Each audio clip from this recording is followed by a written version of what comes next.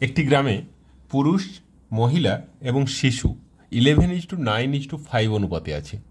যদি 80% পুরুষ শিক্ষিত হয়, 30% মহিলা নিরক্ষর হয় এবং 90% শিশু শিক্ষিত হয়, তাহলে ওই গ্রামের নিরক্ষরতার শতকরা নির্ণয় করো। দেখো, এই টাইপের যখন কোশ্চেন থাকবে আমাদের দুভাবে করতে পারি। হয় এখানে 11:9:5, তার মানে আমি এটাকে 110, এগুলো যেহেতু সব 80%, 30%, 90%, মানে প্রত্যেকটাকে 10 দিয়ে গুণ করে 110 জন পুরুষ, 90 জন মহিলা এবং 50 জন শিশু ধরে নিয়ে তার 80% পুরুষ শিক্ষিত, মানে 20% অশিক্ষিত। আমার নিরক্ষর চেয়েছে, তাহলে 20% নিরক্ষর মানে এর 20%, দ্যাট ইজ 22 জন নিরক্ষর। পুরুষদের 22 জন নিরক্ষর পেলাম। মহিলাদের 30% নিরক্ষর, তাহলে 90-এর 30% মানে 9×3 27 জন নিরক্ষর। এবং শিশুদের 90% শিক্ষিত মানে 10% নিরক্ষর, তাহলে 50 জনের 10% মানে 5 জন নিরক্ষর। তার মানে টোটাল নিরক্ষর কত দাঁড়াচ্ছে? 22 + 27 + 5, দ্যাট ইজ 54। আর টোটাল জনসংখ্যা কত? 110, 90, 200 + 50, 250। তাহলে পার্সেন্টেজ করলে কি করব? 54/250 × 100, এত পার্সেন্ট, দ্যাট ইজ 25 10-এ 25 4-এ 54 4-এ 216/10 মানে 21.6% এই গ্রামের নিরক্ষর। এবারে আমি এতটা না করে আরও সহজে করতে পারি। কিভাবে? দেখো, আমার ফার্স্ট কাজ হচ্ছে 3টে নিরক্ষর, আমার নিরক্ষর বের করতে হয়েছে। তাহলে 80% পুরুষ শিক্ষিত, তার মানে 20% নিরক্ষর, 30% মহিলা নিরক্ষর দেওয়াই আছে, আর 90% শিশু শিক্ষিত, তার মানে 10% শিশু নিরক্ষর।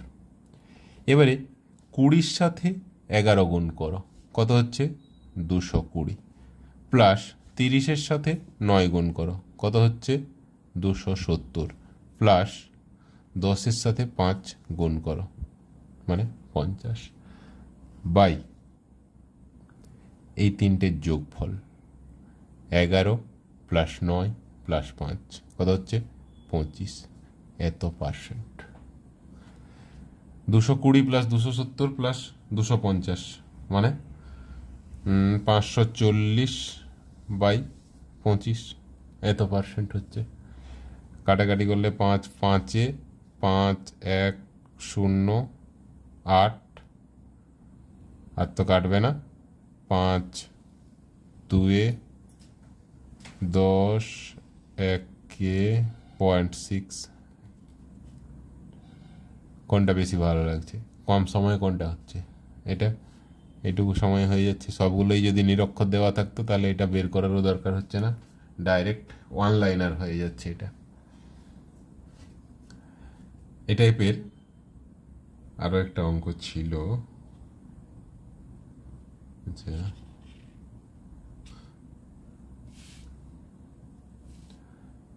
আসলে করব।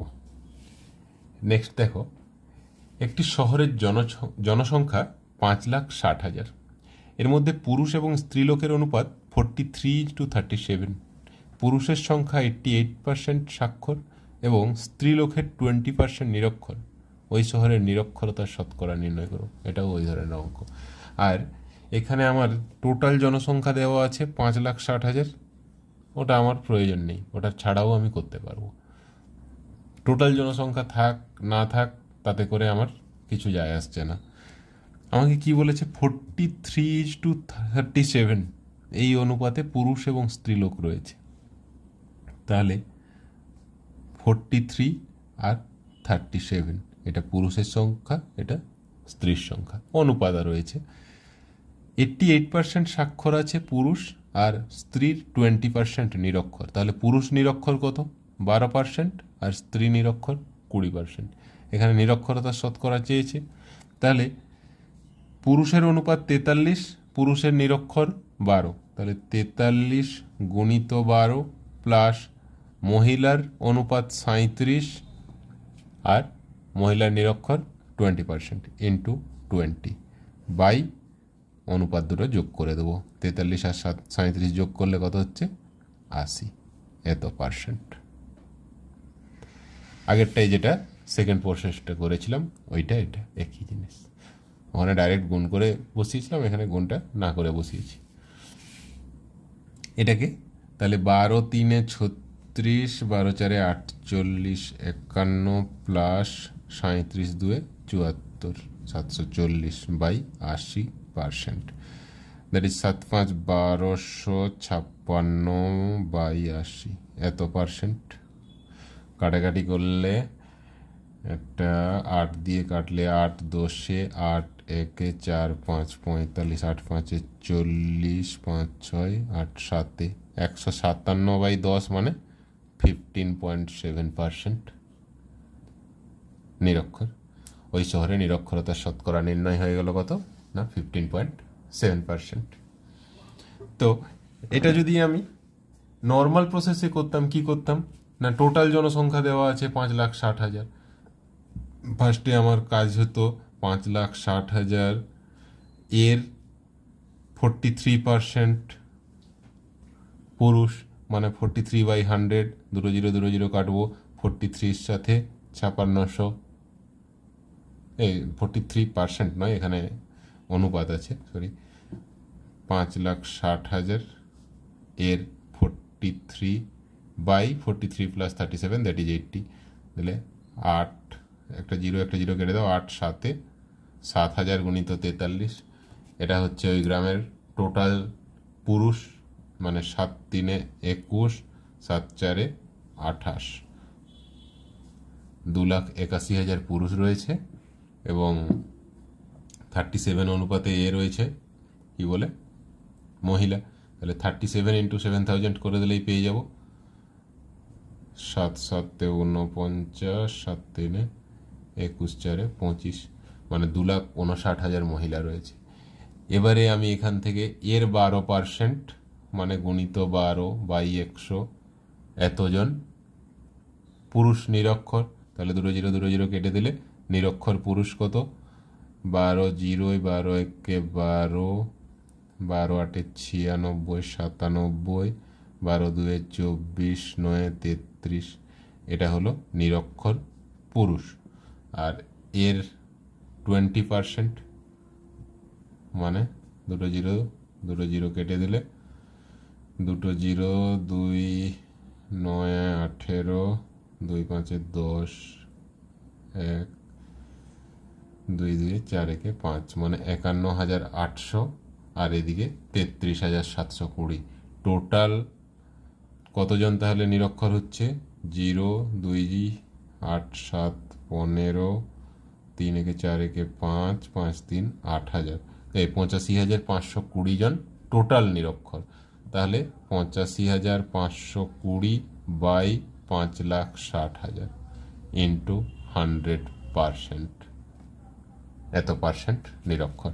তাহলে 2 1 3টে 0, 3টে 0 কেটে দাও, এবারে কাটাকাটি করলে 8 7 0 1 0 5 5 55, 8 7 56 হয়ে যাচ্ছে, মানে 8 6 48, 7 2 9, 7 10, 7 1 7 3 6 5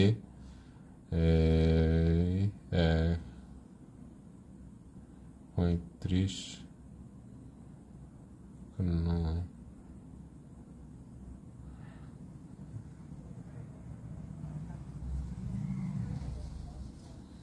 7 থেকে 7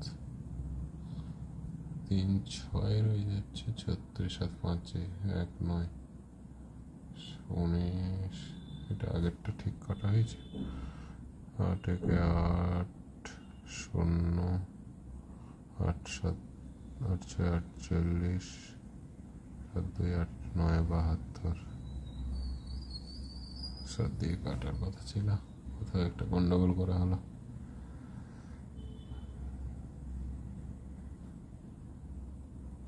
এটাও করলে 157/10 আসার কথা ছিল, দিলে 15.7 হতো। তো এত ডিটেলসে আমার করার দরকার নেই, আমি এই প্রসেসটাই যদি করি তাহলে ওয়ান লাইনার হয়ে যাচ্ছে। ঠিক আছে, আর কত জনসংখ্যা সেটা আমার প্রয়োজনই পড়ছে না, জনসংখ্যা যাই হোক তাতে কিছু যায় আসে না, আমার এইভাবে করলে একদম সিম্পলি হয়ে যাবে। আর এত বড়ভাবে করতে গেলে এই হিসেবে ভুল হওয়ার সম্ভাবনা থেকে যায়। আচ্ছা, নেক্সট চলো। কোনো গ্রামে 2/3 পুরুষ এবং বাকি মহিলা, এর মধ্যে 70% পুরুষ এবং 60% মহিলা স্বাক্ষর। স্বাক্ষর পুরুষের 30% এবং স্বাক্ষর মহিলার 20% স্নাতক।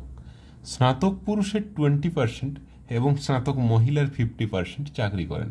ওই গ্রামে চাকরিজীবীদের সংখ্যা মোট জনসংখ্যার কত শতাংশ? এখানে মোট জনসংখ্যা 1 ধরে না,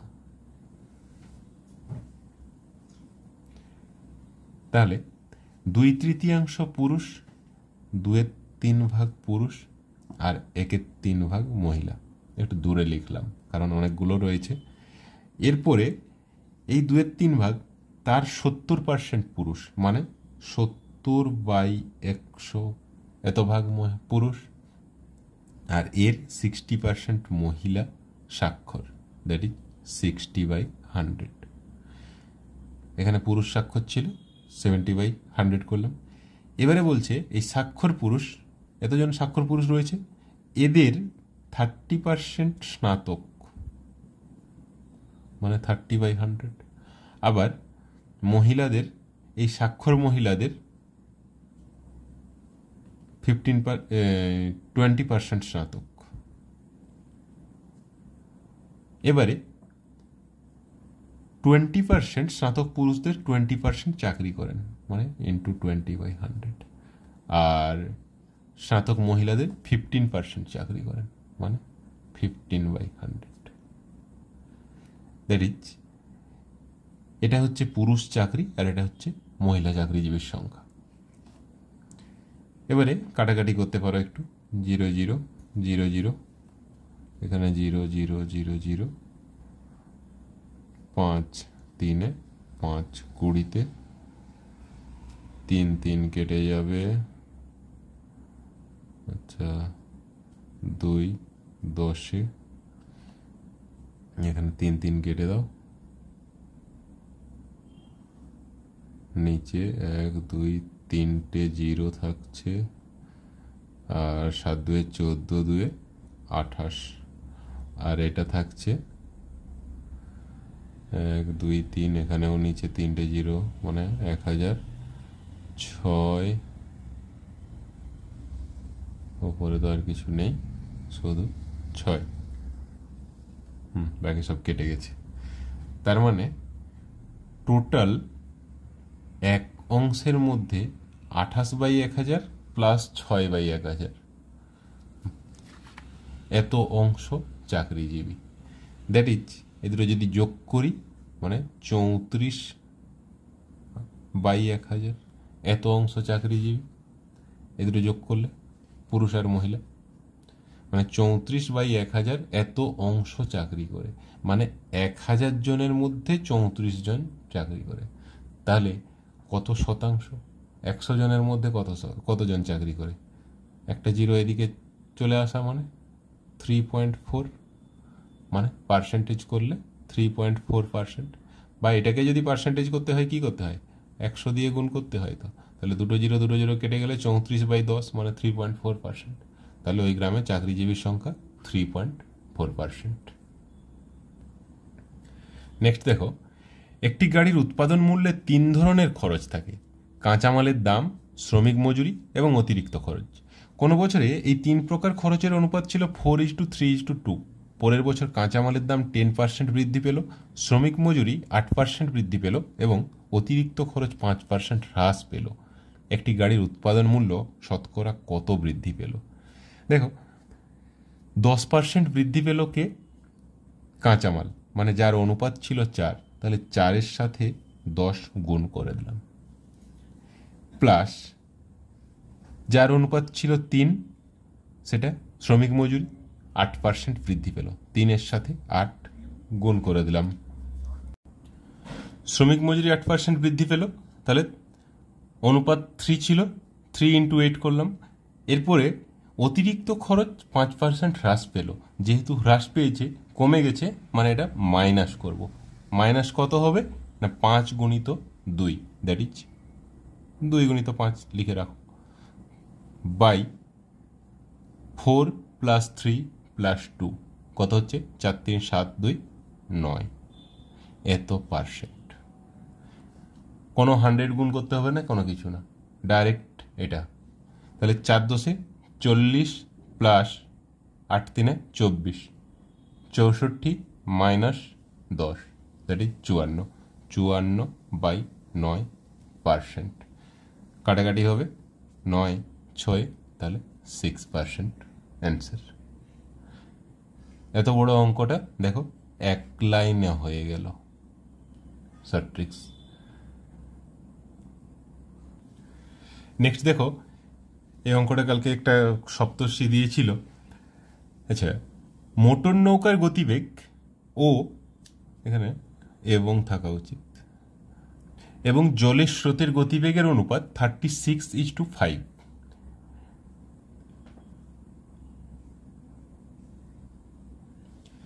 নৌকাটি স্রোতের অনুকূলে যায় 5 ঘন্টা 10 মিনিট। এটা ফিরে আসতে কত সময় লাগবে? আচ্ছা, স্রোতের নৌকার গতিবেগ দেওয়া আছে কত, অনুপাত দেওয়া আছে 36, আর স্রোতের গতিবেগের অনুপাত দেওয়া আছে 5। আমি ধরে নিচ্ছি নৌকার গতিবেগ 36 মিটার/মিনিট। এখানে আমি এগুলোকে মিনিটে কনভার্ট করব। এটা 5 ঘন্টা 10 মিনিট আছে, ওটাকে মিনিটে কনভার্ট করব, সেই জন্য মিটার/মিনিট হিসেবে ধরছি। কিলোমিটার/মিনিট ধরতে পারি, ইউনিট যা কিছু, এই যেহেতু এটা মিনিট আছে সেই জন্য আমি পার মিনিট হিসেবে নিচ্ছি। এটা 36 কিমি/মিনিট নিতে পারি, কোনো অসুবিধা নেই। 36 কিমি/মিনিট একটু, যাই হোক। এবারে এটা যদি 36 কিমি/মিনিট হয়, তাহলে স্রোতের গতিবেগ কত? 5 কিমি/মিনিট হবে। তাহলে যখন নৌকাটা স্রোতের অনুকূলে যাবে তখন স্পিড কত হবে? 36 + 5, দ্যাট ইজ 41 কিমি/মিনিট।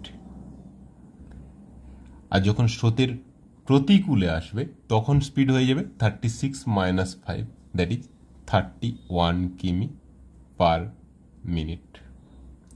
এবারে দেখো 5 ঘন্টা 10 মিনিট, স্রোতের অনুকূলে টোটাল 5 ঘন্টা 10 মিনিট গেছে। 5 ঘন্টা 10 মিনিট মানে টোটাল কত মিনিট? 5 × 6 = 300 + 10, মানে টোটাল 310 মিনিট গেছে স্রোতের অনুকূলে। কোন স্পিডে গেছে না 41 কিমি/মিনিট, এই স্পিডে গেছে। তাহলে 310 মিনিটে 41 কিমি/মিনিট গতিতে যদি যায়, তাহলে কত পথ যাবে? 310 × 41, এত কিলোমিটার পথ যাবে। বলছে এই পথটাই তাকে ফিরে আসতে হবে। তাহলে এই পথটা ফিরে আসতে কত সময় লাগবে? ফিরে আসার সময় প্রতিকূলে তার স্পিড কত? 31 কিমি/মিনিট। তাহলে এই পথটা ফিরে আসতে তার সময় লাগবে এইটা বাই 31, এত মিনিট। 31 10-এ, তাহলে 10 × 41, 410 মিনিট, দ্যাট ইজ 6 × 6 = 36, 360, 50, মানে 6 ঘন্টা 50 মিনিট। অপশান সি হয়ে যাবে অ্যান্সার। এই টাইপের যখন কোশ্চেন থাকবে, আমাকে হিসেব মতো 36x মিটার/মিনিট বা কিলোমিটার/মিনিট যা হোক, আর এটাকে 5x, আমি x না ধরে ডাইরেক্ট করলাম। এক্স ধরে করলে আবার এক্স কাটতে হবে, আমার কোনো কিছু দরকার নেই, আমি ডাইরেক্ট করতে পারি। ঠিক আছে, 36 মিটার/মিনিট বা 36 কিলোমিটার/মিনিট নৌকার স্থির জলে গতিবেগ, আর স্রোতের গতিবেগ 5 কিমি। এটা যদি কিমি নেই এটাও কিমি, আর এটা মিটার নিলে এটাও মিটার। তাহলে 5 কিমি/মিনিট। স্রোতের প্রতিকূলে অনুকূলে স্পিড হয়ে গেল 36 + 5, 41 কিমি/মিনিট, আর প্রতিকূলে স্পিড হয়ে গেল 36 - 5, 31 কিমি/মিনিট। তাহলে 5 ঘন্টা 10 মিনিট মানে 310 মিনিটে অনুকূলে যে কত পথ গেছে? 310 × 41, এত কিলোমিটার গেছে। ওই পথটা ফিরে আসবে 31 কিমি/মিনিট স্পিডে, তাহলে কত সময় লাগবে? 310 গুণিত 41/31, দ্যাট ইজ 410 মিনিট, 6 ঘন্টা 50 মিনিট। কোনো পরীক্ষায় উত্তীর্ণ হওয়ার জন্য 40% নাম্বার প্রয়োজন। এ উত্তীর্ণ মান থেকে 10% কম পেয়েছে। বি এ থেকে 11.1 কম পেয়েছে, যেখানে সি এ এবং বি এর মোট নাম্বারের থেকে এটা 4.13/17 হবে। এটা 4.13/17 এত পার্সেন্ট কম পেয়েছে। এ এবং বি এর মোট নাম্বারের থেকে 4.13/17% কম পেয়েছে। নির্ণয় করো সি এই পরীক্ষায় উত্তীর্ণ হয়েছে কিনা। আমার এই দুটো পার্সেন্টেজ, এটা 11.1 হ্যাঁ, আর এটা 4.13/17, এই দুটো পার্সেন্টেজকে আগে আমি একটু ভেঙে নেব।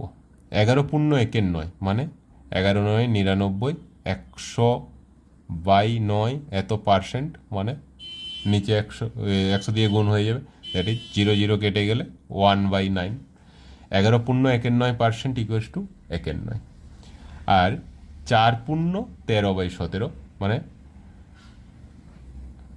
হ্যাঁ 17×4 = 68, না এটা 41.317 ছিল, ঠিক 41.317% ছিল। তাহলে 17 × 17 + 3 20, আর 17×4 68, 2 70, 700/17% মানে 0 0 কেটে গেলে 7/17। তাহলে দুটো পার্সেন্টেজ, যেটা ভগ্নাংশের পার্সেন্টেজ ছিল, একটা 11.1 আর একটা 41.317, এটাকে আমি ভগ্নাংশে কনভার্ট করে নিলাম। এবারে আমি ধরে নিচ্ছি 100 মার্কের পরীক্ষা। যদি 100 মার্কের পরীক্ষা হয়, আমি 100টা এখন ধরছি, এটাকে আমি চেঞ্জ করব। যদি 100 মার্কের পরীক্ষা হয় তাহলে পাস মার্ক কত? 40। আর এ উত্তীর্ণ মান থেকে 10% কম পেয়েছে, মানে 30% পেয়েছে, তার মানে 30 পেয়েছে। এবারে বি এ থেকে 11.1% কম, মানে 1/9 কম পেয়েছে। কার থেকে? এ এটা পেয়েছে। তো 30-এর 1/9 একটু আরও ভগ্নাংশ আসবে। যাতে এই ভগ্নাংশটা না আসে সেই জন্য কি করব, এটাকে 1/9 করলে কি হচ্ছে, নিচে একটা 3 থেকে যাচ্ছে, 10-এর 3, তাহলে আমি এটাকে 3 দিয়ে গুণ করে দিচ্ছি, মানে পরীক্ষাটাকে আমি ধরে নিচ্ছি টোটাল 300 মার্কের। আমি 900 ধরেও করতে পারি, নিচে 9 আছে, আমি 900 ধরে করতে পারি, 900 ধরেই করে দিচ্ছি, তাহলে আরও বুঝতে সুবিধা হবে। তাহলে 900 মার্কের যদি পরীক্ষা হয়, 40% মানে 360 মার্ক হচ্ছে পাস মার্ক। আর তার 10% কম, মানে 30% পেয়েছে এ, তাহলে 30% মানে 270 পেয়েছে। এবারে বলছে বি এ থেকে 1/9 কম পাচ্ছে। 11.1% মানে 1/9, তাহলে 270 এর 1/9 মানে 30, তাহলে 270 থেকে 30 কম পাচ্ছে। দ্যাট ইজ বি কত পাচ্ছে? এ পেয়েছে এটা 270, আর বি পাচ্ছে 270 - 30, দ্যাট ইজ 240। এবারে কি বলছে? সি এ এবং বি এর মোট নাম্বার থেকে 17.17 কম পাচ্ছে। এ এবং বি এর মোট নাম্বার কত? 27, আর 24 যোগ করলে 51, মানে 510। তাহলে 510 এর 17.17 কত হচ্ছে? 17, 30-এ 30 সাথে 210, তাহলে 270 + 240, 510। 510 থেকে 210 কম পেয়েছে, মানে কত পাচ্ছে? 300 পাচ্ছে। এটা কে পেল? সি। সি কত পেল? 300। এবারে আমাকে কি বলেছে? সি এই পরীক্ষায় উত্তীর্ণ হয়েছে কি না। পাস মার্ক কত? 40%, মানে 360। সি পেয়েছে কত? 300। তাহলে পাস করেছে কি করেনি? নিশ্চয়ই নয়। এই টাইপের যখন কোশ্চেন থাকবে সবসময় চেষ্টা করবে যেটা ধরবো, এক্সট্রেক্স যদি ধরে করি এই অঙ্ক অনেক বড় হয়ে যাবে। এই সব নাম্বারগুলোকে, মানে এখানে নিচে 9 আছে, 900 ধরে নাও, 100 না ধরে 900 ধরে নাও, দিয়ে করে যাও। 300 ধরে করলেও হবে, যেহেতু 30%, তখন নাম্বারগুলো আরও একটু ছোট ছোট হবে। কিন্তু 300 ধরবে না 900 ধরবে, যেহেতু নিচে 9 আছে 900 ধরে না, করতে সুবিধা হয়ে যাবে।